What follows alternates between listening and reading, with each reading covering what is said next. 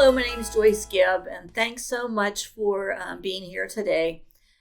This is part 2 of the opioid epidemic hits home, and this is more of the process as to what supplements we give, why we're doing that, what your lifestyle should be like for anyone that's had either alcohol or drug addiction. And as I stated in part 1, my oldest daughter, actually, I went through this with her, and we're still in that process. She has been clean now for over 5 months. And during that whole process, I was thinking, this has to be done differently. What we went through, there's a lot more natural treatment for this instead of doing like Valium or benzodiazepines during treatment, which they don't want to do because it's another drug that you can get addicted to. So what I went through some, look for some resources. One is End Your Addiction, and this was by a Charles Gaunt, and he's an MD, and he had like 2 decades of treatment using natural methods for patients that are recovering from substance abuse. So a lot of this information is from this book, and some of this other information is how I've been helping people just naturally with functional health too. So one thing that your brain has the major circuitry of the whole body. It's just like your wiring in your house. You have a main circuit box, which is the brain, and then you have the other neurons and the other pathways of your body that helps take those nerves throughout. So the message is actually transmitted down the neuron and between the synapse. Like there's 2 neurons together, and that gap in there is called the synapse. And that's where the neurons and the neurotransmitters and the receptors go back and forth between that synapse. And it's actually something that you may be familiar with is an SSRI, selective serotonin reuptake inhibitor. So SSRI, selective serotonin reuptake inhibitor. That serotonin stays in this cleft here, this space. And so what SSRIs do, they don't take it up into the other neuron. They keep it in circulation. So that's just an example of, one of the neurotransmitters. So anyway, you'll see the next picture on the slide there is it talks about there's the neurotransmitter, and you can see the picture of where the synapse is or the gap. So there are many drugs that actually interfere with that transmission. They can interfere when they send, receive, and process those signals. And so an example, marijuana and heroin. They basically, they lead to abnormal messages being sent. Whereas amphetamines, which is speed, or cocaine, they release abnormally high amounts of dopamine, basically 10 times the amount that's usually released into the cell. So there's different ways that different drugs react. So what part of the brain, on the next slide, it kind of shows what part of the brain is affected by these neurotransmitters. So the basal ganglia, it's basically the pleasure-seeking part of the brain. And there are pleasurable things like socializing, eating, and even sex. Those things actually activate that basal ganglia. The extended amygdala, that actually has to do with stress and irritation and things like that. That part of the brain is activated, especially like during detoxification, what makes the person want to use again because they want to get rid of that feeling. So the prefrontal cortex is the executive function of the brain. That's something that helps with like making your checkbook, keeping your appointments on time, thinking, planning, following through.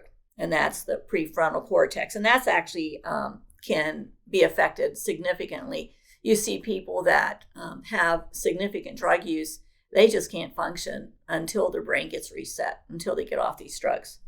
So the brain stem's another part of the brain that actually, when you see people die of opioid overdoses, it suppresses the respiratory function of the brain. And that just makes them slow down their respiratory rate and they quit breathing. And that's where Narcan is injected, into the thigh to increase their respirations again. So, but something that happens with these drugs, usually there's abnormal surges and huge amounts of these neurotransmitters compared to what usually happens in small amounts. Another form of the brain that affects, that can really be affected too by drug abuse is the hippocampus, and that's the memory center. This is also affected for people with dementia. And, people that have chronic drug abuse, they're like, I just can't think, I can't remember. And it's the hippocampus that's involved in that area. So what can you expect whenever you have withdrawal? Everybody's different, and it depends on the drugs you use, the amount of time that you've used. There are people that use drugs, just use it, on the weekends, and they're functional during the week. But then there's people that continually use drugs every day, 3 to 4 times a day just to continue getting that high. So, but what happens is when these drugs are used, it down regulates your body's, because you're getting them, exogenously or from another source. That's why the drugs do. But so then it shows the body you don't have to make as much of these neurotransmitters because you're getting that externally. So that's kind of what happens, when you keep using more and more drugs. So one of the things that I look at, like, how can we, when somebody has substance abuse, typically they eat very poorly. This was really significant with my daughter. She lost 30 some pounds, and she was small to begin with, but she really looked awful. She had a hard time walking up steps. She was short of breath. And, symptoms of withdrawal, you can be sneezing, you're really fatigued, you have no muscle energy. And basically, it's because you're depleted in nutrients. You're not eating food. I mean, some people just eat cereal all day because it's easy to do, and there's no live whole foods there. And food truly is medicine. And getting somebody back on track as far as getting their appetite back, because typically when they do drugs, they have no appetite, and that's why they don't eat too.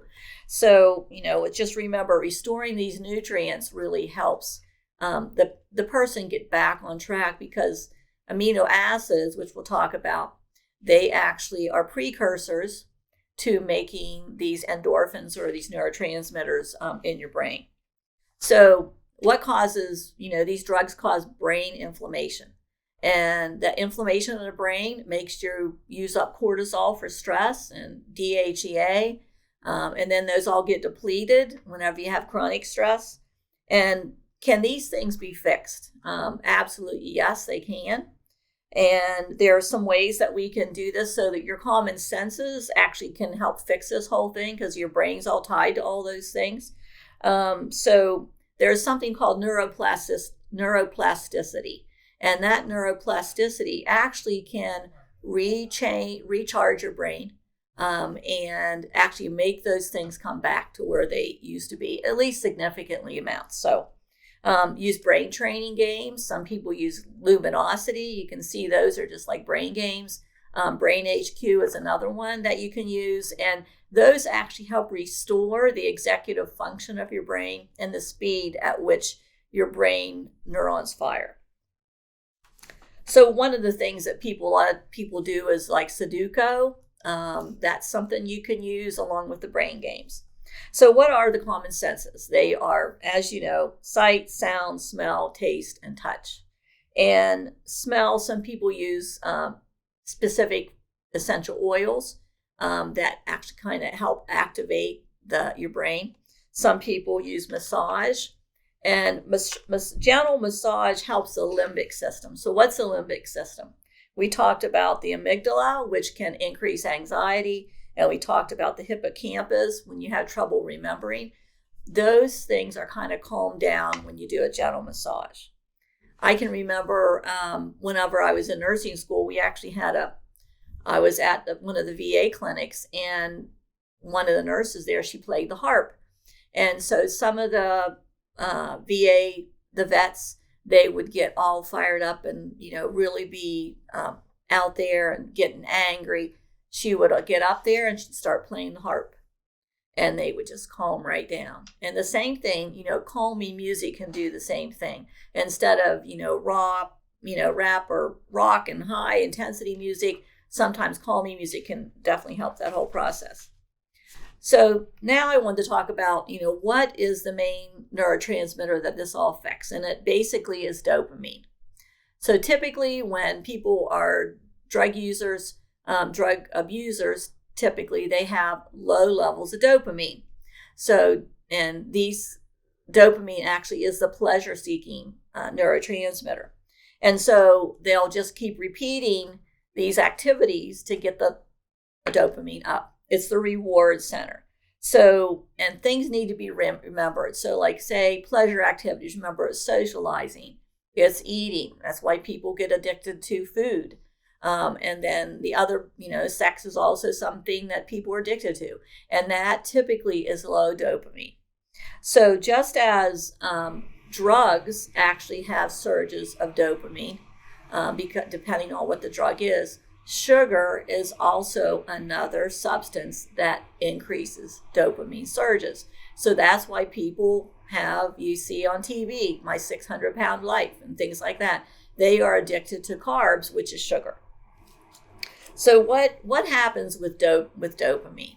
You can see that your brain, when they do drugs, whatever form they're using, then that place where they did the drugs, the feelings they got, the senses, the smells, the sight, even just going back to a town where you did your drugs before, increases those cravings for that drug, even if you haven't used for, several years. So that's just something to be very careful about when somebody thinks that, they're doing well with their drug addiction, not to be tempted for a period of time. And nobody knows what that is, to even go back to the same city, because then they'll be tempted to use again, to call the same people, and just the sight, the smell, and everything will actually increase the memories as to what happens with the dopamine. So when we look at neurotransmitters, I look at the balance as like a teeter-totter. So you have, teeter-totter up or down or equal. So we have a calming side and we have an excitatory side. Calming is inhibitory, excitatory is stimulatory. And so for somebody to have balanced neurotransmitters, they should be tilted up or down just a little bit or pretty much stable. So when dopamine is a stimulatory neurotransmitter, when it's low, then what happens is, that's the excitatory side and the calming side is typically up. So you can get too much of the calming side and that can cause the same effects as having low amounts. Like if you can have way too much serotonin, that's why they call it serotonin syndrome, getting too many SSRIs on board, then that can actually make the opposite effect. Instead of making you calm, it can actually make you have excitation. Okay, so that make you have anxiety. So when you look at the calming side, there's serotonin, GABA, and glycine. The excitatory side, dopamine, which is one of the main neurotransmitters, right? Epinephrine, norepinephrine, and then you can have glutamate, and you can also have histamine. I actually had somebody a couple of weeks ago that we did a neurotransmitter. No matter what I was doing, the excitatory, she was always having anxiety. And what happened was she ended up having high histamine. So how I test those, it's doing a urine screening for the neurotransmitters, and the company we use is ERT. So at least it gives you an idea of where people stand. There is a gene that makes people not have the ability to make as much dopamine, and that is the DRD2 gene A1. And so you said, how can you help people that have 30% reduction in dopamine to begin with just because of this gene? And that's where functional medicine comes in. It's a lifestyle, it's what you eat, it's how you sleep, what your digestion's like, and how you deal with your stress. All those things help contribute to how you can control these neurotransmitters. So we're talking about what can we do? Recovery is body, mind, and spirit. So what I've seen happen through going through this with my daughter is that the centers that I've seen that take care of this, they deal with psychiatric issues, they deal with mental health issues, they deal with spiritual issues, but hardly anybody deals with the physical part of it, which is the neurotransmitters, the physical aspects of why your brain is doing this.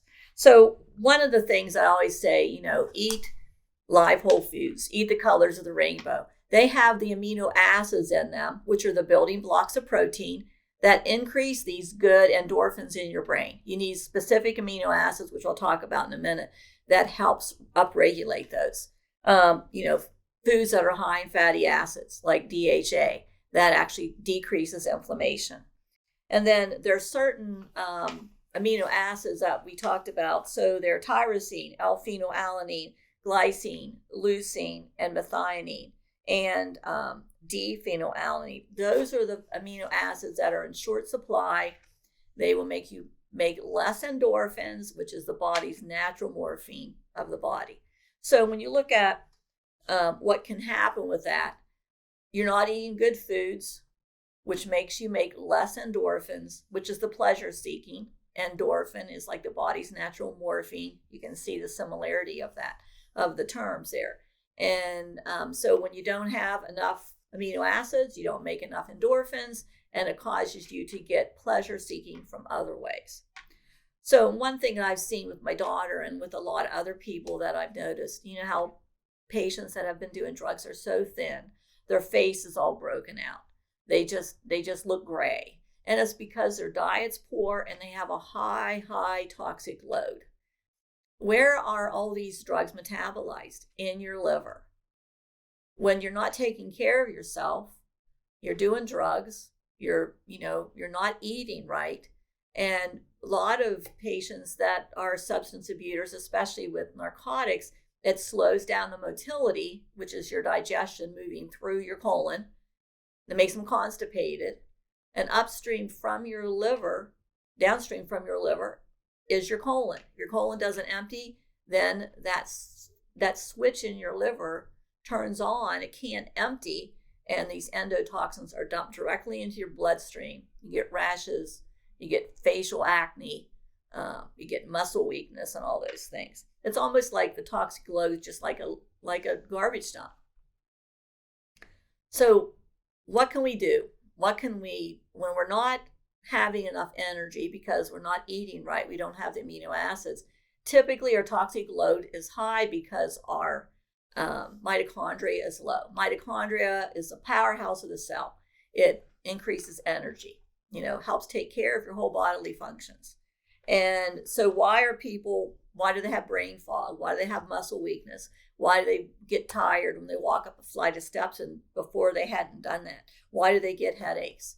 It's because typically the colon is not emptying. All those toxins are building up in the liver. And then on the next slide, you can kind of see where the liver is. The liver gallbladder is upstream, which dumps into the colon.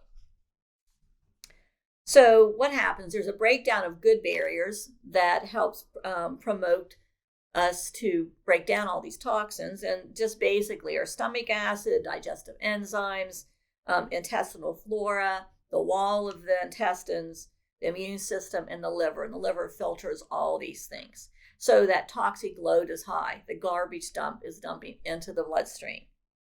But when you have these intact barriers, then they help us heal. And so that's one of the things that we try to do with people that have a high toxic load, whether it's drug abuse or any other, poorly functioning body. Then basically what you try to do is you try to help the liver detoxify all these things. So when you look at the breakdown, there's pathways that they are glycine, glutathione, glucuronidine, and sulfur. Those actually are the pathways that are broken down and that help the liver to detoxify. Those are usually not very efficient whenever you have all these substance abuse. So what happens when you detoxify? It doesn't happen overnight. This whole process has probably been years in the making, not just overnight. And so the liver needs detoxified every single day. So what are some things that we can do? We can take some nutrients that for several months to help you on your road to better health. There's something that helps the gallbladder. It's called TUDCA. It's a Cellcore Biosciences product. Probiotics, Perfect E, which helps with oxygen-free radicals. We look at other antioxidants like vitamin C, and then we look at sulfur nutrients like alpha lipoic acid, glutathione, and glycine. So one of the things that I've really been interested in is how to help somebody detoxify, which my daughter's been going through this whole process. Her whole face all completely cleared up. She was having breakouts all the time. And so we helped her empty her colon and then gave her all the good nutrients to eat better, get off wheat, get off milk as much as she can. She's a dairy person. And then trying to eat better nutrients. So, and then we have some binders that actually I would use, for that detoxification process. It binds things and then you clear them out in your stool and your urine. So this is possible. It's possible to make you better and to keep you better. And one of the things I always say, food is medicine. All the different nutrients you get from food, all the amino acids, which make the neurotransmitters, that's deficient whenever you have substance abuse. And so on this next slide, kind of talks about how the amino acids work. So we have those main amino acids, and they make endorphins. Endorphins is the body's natural morphine. So we talked about those already: tyrosine, glycine, L-phenylalanine, methionine, and leucine. So those are what I recommend is during this detoxification. These are actually by Thorne. They're really good tasting. We have, 2 different flavors, basically. Lemon lime, and then we have a berry flavor, and you just do 1 scoop of this a day in water. It tastes good. Some amino acids do not taste good, but these do. So that gives those 5 amino acids at least in there. And then that makes enkephalins. Enkephalins, basically, they bind to opioid receptors and endorphins. And then the D-L-phenylalanine that I have here, that blocks down blocks the metabolites from being broken down, so you keep those opioid receptors in circulation. So that's just some of the things that I would recommend. And when we look at, how can we help this whole process? We heal your gut first. That's where most of your immune system is. A lot of people are immunodeficient that have gone through this whole substance abuse process. Manage your stress, exercise, try to sleep well. Sleep's another thing that really is poor whenever somebody's coming, especially detoxifying, they're coming down off their drugs. It's really hard and difficult for them to sleep. And sleep and exercise is really, really important to get out, even a walk, even if you don't run, but just get out in nature, get out in God's country. And, just so that just makes you feel better emotionally too. So research has shown that 5-HTP and serotonin actually kind of help upregulate GABA. Those are basically the calming side, the neurotransmitters, because there's usually a lot of anxiety when people are trying to get through this whole process. So that's one of the things. And I always look at the root cause. Why did this happen in the first place? Go see a mental health professional. There's something called EMDR, eye movement desensitization response. And that actually takes the PTSD things out of your brain. There's people that are trained in that. And detoxification is a really important ongoing thing that you need to do. And so one thing that I will always say, no matter what we go through in life, there's always hope with God. God's with us in the good times and the bad. And I think, even NA uses the spiritual component, word God, as part of their process. Because, to help get you through these bad times, you really need to look to God. There's always hope in God. And there will be a time, if you're going through this now, that you will be free of addiction. Come see me. I'd be glad to help you through this whole process. And you can give me a call, and let's keep you on your journey to good health. Thank you. Thanks for listening. If you want to make sure you're getting the latest health information, click the subscribe button below and ring the bell.